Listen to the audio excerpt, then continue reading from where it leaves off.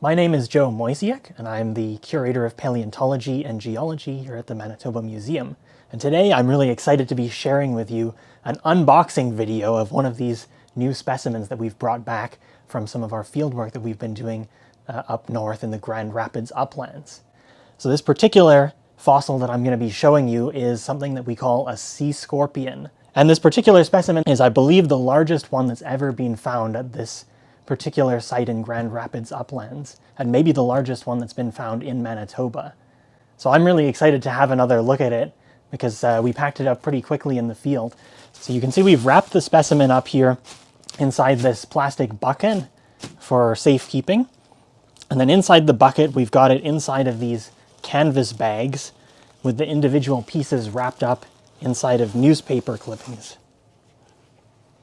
And so all of that is to try to protect the surfaces of the fossil while it's being transported in case it gets bumped around. Now this was one of those fossils that when I found it in the field, I split the rock and picked up the piece, and I saw a large part of the body of this animal just kind of gleaming in the sunlight there. So it was really a spectacular moment.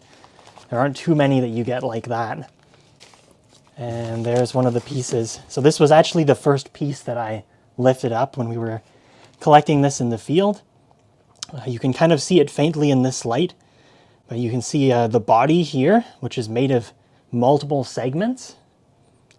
And then we have the head here with some of the legs sticking out along the sides here.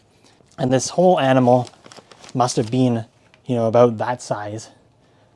So that's pretty big for a spider and scorpion relative. Now we know that sea scorpions or eurypterids could get even larger than this. So in other parts of the world, we actually have specimens that indicate that they could grow up to 2 or 3 meters in length, which is pretty much a nightmare for any arachnophobes out there. But luckily these guys are extinct and they've been gone for about 250 million years now. So you have nothing to fear. So let's have a look at the next part of this specimen. And this should be what we call the counterpart. So basically when we split these specimens out of the rock in the field, we end up with part of the specimen on one side of the rock and part on the other.